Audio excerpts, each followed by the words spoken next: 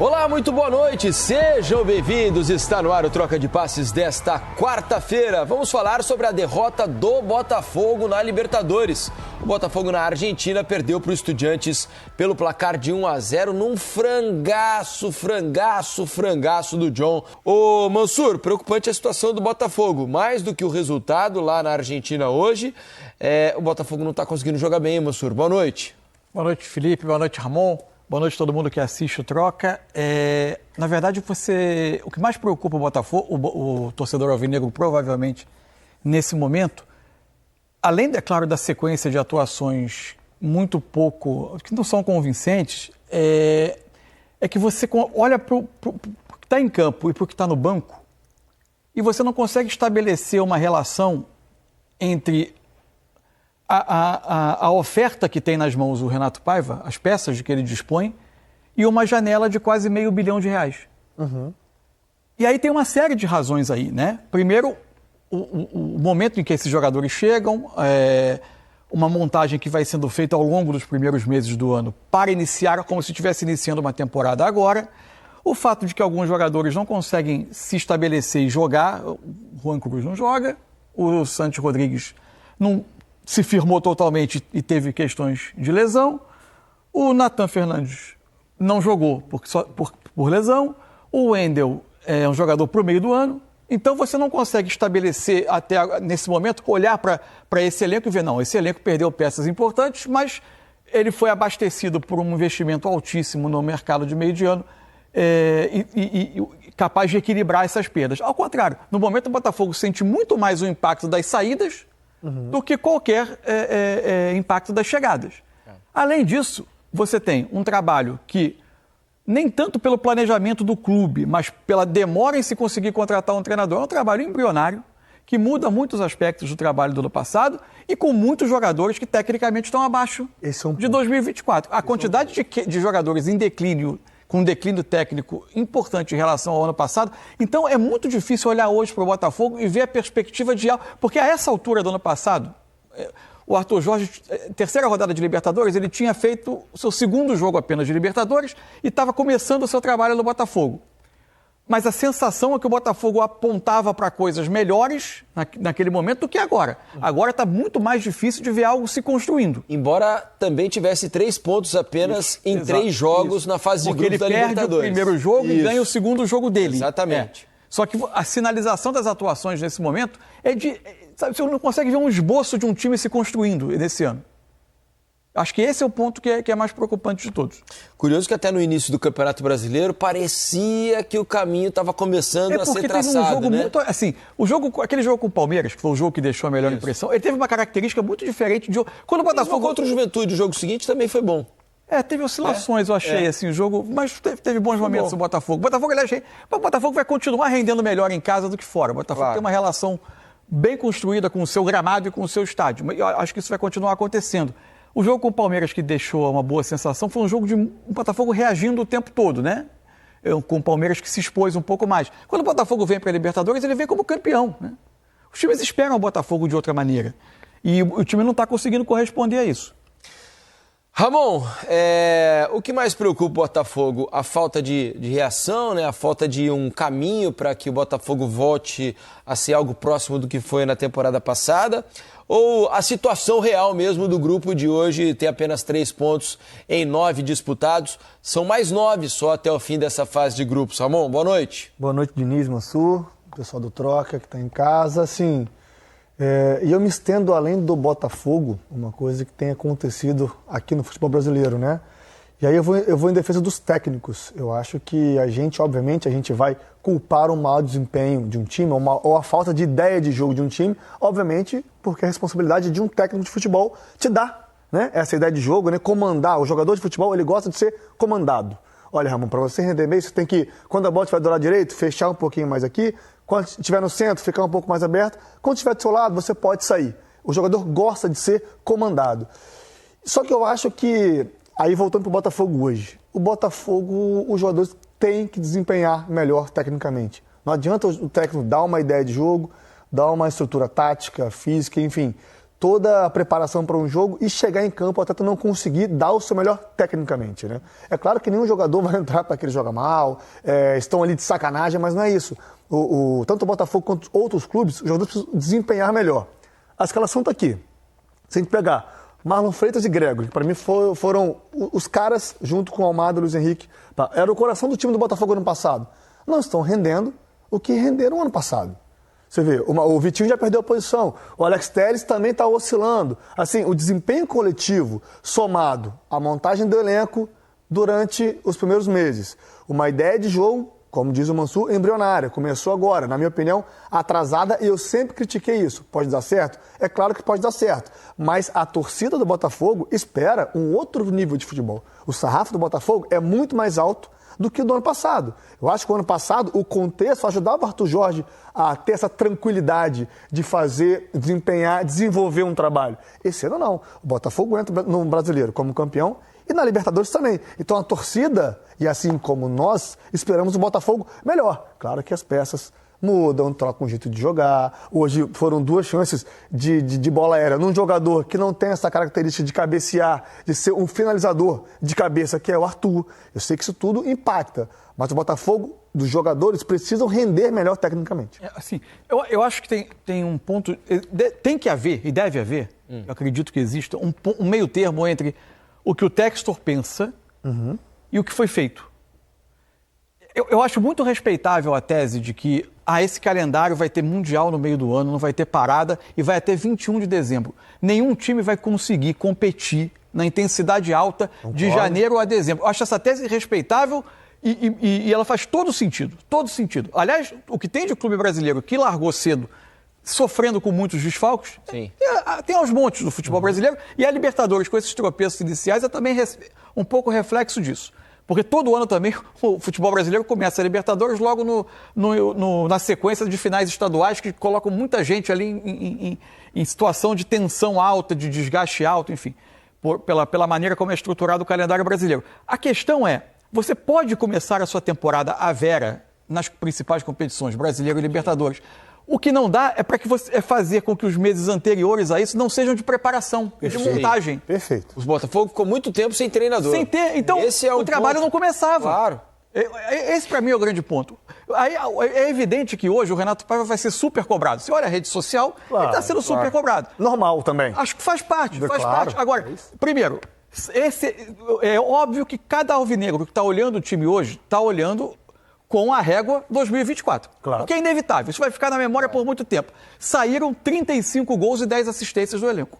Com os jogadores que saíram. Jogadores brutalmente influentes para decidir jogos importantes. Seja com assistência, principal caso do Almada, seja com gols, caso do Luiz Henrique e do Júnior Santos.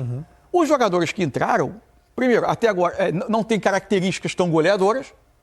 E as chegadas não se afirmaram tecnicamente. E ainda que se considere injusto comparar com o status dos que saíram, porque saíram com o status de protagonistas do maior ano da história do Botafogo, e aí é até injusto você comparar quem chega para construir uma história com quem sai, mas você ainda não viu o impacto técnico dos jogadores que chegaram. Mas você concorda que eles se tornaram protagonistas aqui? Não eram. Sim, claro. Eles vieram... Por isso que o Luiz Henrique vem como a maior contratação do futebol brasileiro na época. Ele e o Almada. Isso. Exatamente. O Almada exato. Mas o que eu até faço questão de pontuar que é injusto na comparação é porque você acaba comparando o status com que eles saíram com o status dos que chegam. Né? É isso. Isso é duro. Inevitável. É duro. É inevitável, mas é duro de sustentar. O fato é que o Botafogo perdeu jogadores muito influentes e muito decisivos, que garantiam muitos gols ao longo da temporada, e em momentos importantes do Botafogo, e ainda, apesar da enorme quantidade de dinheiro gasto, porque alguns não jogaram, porque outros não se afirmaram, a gente vai saber se foram erros ou acertos no longo prazo, mas até agora você não teve o impacto desses jogadores. O cenário não é bom. É isso, é natural que haja uma cobrança também sobre o Renato Paiva, né? Porque o que o Botafogo tem demonstrado em campo é muito pouco, muito pobre. Hoje, né? ofensivamente, então, foi muito pobre o Botafogo. Hoje o Botafogo, eu estava pensando aqui, em lances de perigo, o contra-ataque que termina no chute do Savarino no travessão. Sim, mas é uma perda de bola no meio campo que o Botafogo recupera e acelera. Não é uma construção. Tudo bem. Duas cabeçadas do Arthur. E duas cabeçadas do Arthur, uma em ótima condição, né? No meio da área ali, sozinho, ele cabeceia por cima. E a outra que havia ainda um zagueiro para atrapalhar, mas ele estava em boa condição para conseguir a cabeçada, ele acaba cabeceando para baixo e a bola sai fora. Fora isso, com bola, costura, atacar o espaço, procurar as costas da última linha do Estudiantes. Isso praticamente não aconteceu. Coitado do Igor Jesus, se degladiando dentro da área com os defensores. O Renato Paiva, todo mundo já sabe, isso é uma marca do trabalho dele, um jogo mais posicional. O que mais me chama a atenção quando a gente pega 2024 e 2025 é que parece que as distâncias entre os jogadores do Botafogo aumentaram dramaticamente no campo. Isso. Os jogadores para se encontrarem, como faziam ano passado, tem sido muito mais raro. E isso muda comportamentos. Assim, e agora responsabilizando o Paiva porque ele começa a equipe dessa maneira. Assim, eu tenho que até que medir as palavras porque a minha crítica ela podem interpretar de outra maneira, mas o Patrick de Paula, nesse momento da carreira dele e pro Botafogo, ele não é um jogador para ser o cara da armação. Ele pode, com o decorrer do trabalho, desse reposicionamento dele, de jogar um pouco mais à frente, porque tem um chute bom. Ele próximo da área, é legal tê-lo, porque ele finaliza muito bem. Ainda mais um jogo de Libertadores, um jogo mais pegado, um jogo que a bola pode sobrar, ele pode limpar e finalizar, ok. Mas ele ainda não é esse jogador para ser o Savarino do ano passado. Um cara que arma, deixando o Savarino aberto, tirando o centro do campo, que para mim o Savarino é melhor. Então, essas escolhas do Renato Paiva, eu acho que aí sim ele tem que ser cobrado, porque ele começa escolhendo esse jogador, né? Eu falava com o Diniz, cara, no intervalo do jogo, tem que tirar o Patrick e botar o Matheus Martins. E aí eu vou trazer aqui em números, né? Do primeiro tempo, o Botafogo, no primeiro tempo, teve 40% de posse de bola e finalizou uma vez no primeiro tempo, contra 12 do Estudiantes, uma posse de 59. No segundo tempo, com uma estrutura que a gente estava acostumado a ver ano passado e que os jogadores estão acostumados por terem jogado ano passado, o Botafogo finaliza mais 7 vezes e aumenta a sua posse de bola para 57. Ainda que o Estudiante tenha vindo defender um pouco mais atrás, cedido o campo, naturalmente o volume ia ser maior. O Botafogo tem que sair para tentar o resultado. Mas só de você já adequar suas peças em locais que eles já estão acostumados... Familiaridade, mas com a ideia, né? Começa um pouco melhor, produz um pouco melhor. Pode muito mais, é pouco, mas o Botafogo começa a produzir melhor. Então essas escolhas do Renato Paiva, aí ele tem que ser cobrado. Fora que, para mim está muito claro que o elenco do Botafogo caiu demais. Né? A transição do ano passado para esse, apesar dos quase 500 milhões de reais gastos na janela de transferências, você olha para as opções que o Botafogo tem no banco hoje e você não vê ali com grande expectativa de que os jogadores vão mudar o panorama do jogo. Fora o Vitinho que era titular. Isso. Né? Aí, tudo bem que ainda, por exemplo, o Nathan Fernandes foi contratado do Grêmio. Ainda o Wendel vai entrar mais à frente. O Wendel vai chegar ainda no meio do ano. Assim, mas o que se tem até agora, as opções estão são de menos qualidade. Juan Cruz, Matheus Martins, Alan, Newton, Elias Manuel, Mastriani, Jefinho, David Ricardo, Cuiabano e Cauã Lins. Quem é que vai entrar e vai mudar o estado do jogo? Você não tem essa expectativa. Né? Por exemplo, no ano passado, você tinha o Júnior Santos. O Júnior Santos era um jogador que entrava e você falava, opa, vem novidade aí. Agora final de Libertadores, inclusive. Vem aquele furacão para furar a defesa adversária. Hoje não há esse jogador, né? O Botafogo está carente. Você tinha um Oscar Romero, por exemplo, que não jogava. Hoje o Oscar Romero seria titular do Botafogo, pelo menos na minha opinião. A gente viu o que ele fez ontem no jogo do Internacional. Ele jogaria como titular hoje no lugar do Patrick de Paula. Ou estou exagerando? Não, provavelmente. Por essa característica que a gente falou de colocar os jogadores onde eles estão acostumados, nos setores, sim, jogaria. O Savarino, por exemplo, está sendo muito sacrificado. Ano passado, quando o Botafogo já entrou numa reta da temporada em que ele precisou dosar forças e, eventualmente, ele não usou o Almada no jogo, ou não usou... O Savarino, por exemplo, sentia a falta de um companheiro para essa armação. Porque o Savarino, ele é um atacante com capacidade de jogar perto da área com o último passe, e o Almada vinha fazer a armação um pouco mais de trás, buscando a bola um pouco mais atrás. Quando o Almada já não jogou, o Savarino já sentia a falta. Agora, ele parece muito de asa cortada, assim, né? Ele tem muita dificuldade de ser... Porque ele é praticamente o único jogador mais criativo próximo, né? está muito sem companhia nesse trabalho. Perdeu Fora que, o Bastos por exemplo, também é um pilar importantíssimo. O Bastos era importantíssimo. Fora que um jogador que se machucou muito, mas tem talento e nesse momento, né, poderia o Eduardo, né, era um jogador caro. A gente entende que precisava haver uma oxigenação ali, inclusive talvez financeiramente o Botafogo precisasse desse buraco na folha para tentar preencher com outro jogador. O problema é que a reposição para essas posições, elas não aconteceram ainda não se pelo provou, menos até né? agora. Pode ser que o Santos Rodrigues vai decolar quando voltar de lesão. O Santos é outro que estava fora hoje, é um cara que o Botafogo aposta demais nele, veio com uma contratação de peso. É um investimento alto também, pode ser que quando se encerrarem os problemas... Tudo isso assim, é no momento. O retrato do momento. O retrato do momento. Daqui a pouco o Santos Rodrigues pode se tornar o melhor jogador do futebol brasileiro. Você ainda não consegue ver o $500 milhão aqui no campo. Agora. Pode ser que mais adiante venha. Mas parece um estágio muito inicial de uma reconstrução do time. Concordo. Não tá fácil não. Vou mostrar os números do jogo então para que vocês acompanhem. O Ramon trouxe um pouco dos números aqui do primeiro tempo, né, alguns detalhes, mas a gente tem os números completinhos aqui para vocês avaliarem um pouco mais sobre essa derrota do Botafogo lá no belíssimo estádio do Estudiantes, né? Posse de bola, olha só, o Estudiantes teve 54 contra 46 do Botafogo. Total de passes trocados, 450 do time argentino, 375 do Botafogo.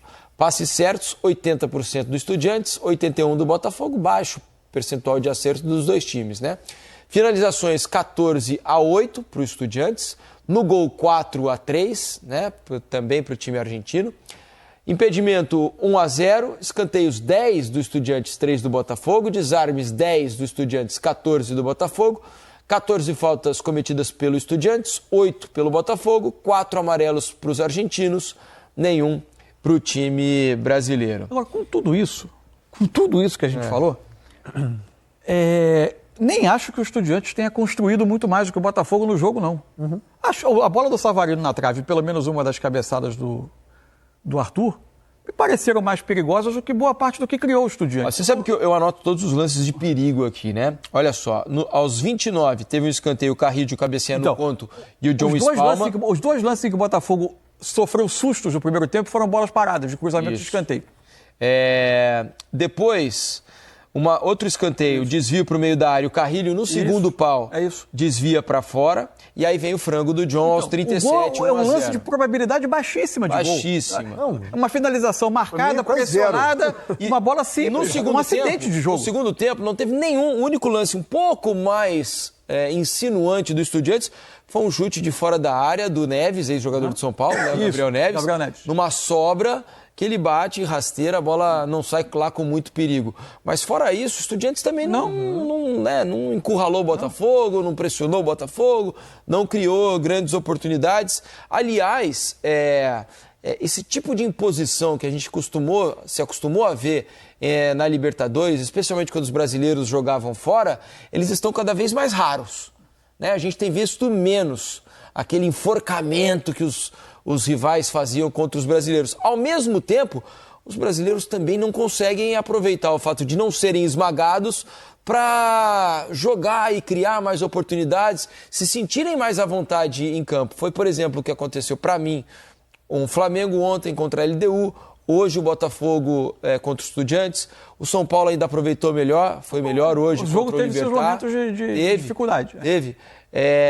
Mas não acha que os brasileiros têm aproveitado pouco o fato de não estarem tão pressionados como já foram em outros momentos pelos clubes estrangeiros quando os brasileiros os visitavam? Eu acho que tem uma série de fatores aí, né, pra gente pesar, né? Eu acho que os brasileiros jogam a Libertadores sob uma pressão de calendário brutal. Isso também tem a ver. Isso, e acabam tendo que fazer escolhas de time, de elenco, de eventualmente, não é o caso do Botafogo, perdeu, quem não estava é porque não podia, mas enfim, em alguns momentos você descansa alguns, você tenta dosar, tenta poupar, porque os brasileiros jogam a Libertadores numa condição, se você pegar o número, quase em todos os jogos da Libertadores e comparar o número de jogos da temporada do time brasileiro com o adversário, a diferença é sempre muito, muito forte, muito grande. Isso eu acho que é um elemento também.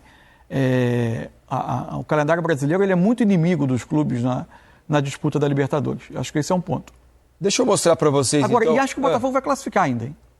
Não, tem toda a chance, mas precisa fazer resultado em casa. Precisa fazer em casa. Né? Acho que o Botafogo, Estudiantes, o Botafogo tem todas as chances de ganhar o jogo. E tem chance de ganhar do Carabobo na Venezuela. Claro. Vamos mostrar então a classificação do Grupo A, que é o grupo onde está inserido o Botafogo, para que a gente avalie um pouco aqui a situação atual. Olha só, Universidade do Chile tem 7 pontos, né? É o líder agora. O Estudiantes tem 6, o Botafogo tem 3, o Carabobo tem 1 ponto apenas. Lembrando então que o Botafogo joga contra Carabobo e Estudiantes em casa e sai para jogar contra a Universidade do Chile, não é isso? O primeiro desses jogos é o Carabobo, fora. Depois ele fecha contra Estudiantes e Universidade do Chile em casa. A questão é que o Botafogo criou para si uma pressão monstruosa de ter que ganhar os jogos. Né? Inclusive do Carabobo fora, né? Porque se ele não ganha esse jogo do Carabobo, ele pode terminar com 7, com 4, se ele empatar lá, terminar. Se ele perder lá, é terrível o resultado. Mas se ele empatar, Estudiantes e Universidade do Chile vão jogar. Algum dos dois vai distanciar, por exemplo, 9, 7 e ele 4. Mas ele corre um grande risco de ir para a última, dependendo de quem venceu o jogo, ele ir para a última rodada, que é o jogo contra a Laú, não dependendo só dele, o que seria muito desconfortável. Pois é, não ficou fácil a situação do Botafogo, ainda possível, é verdade.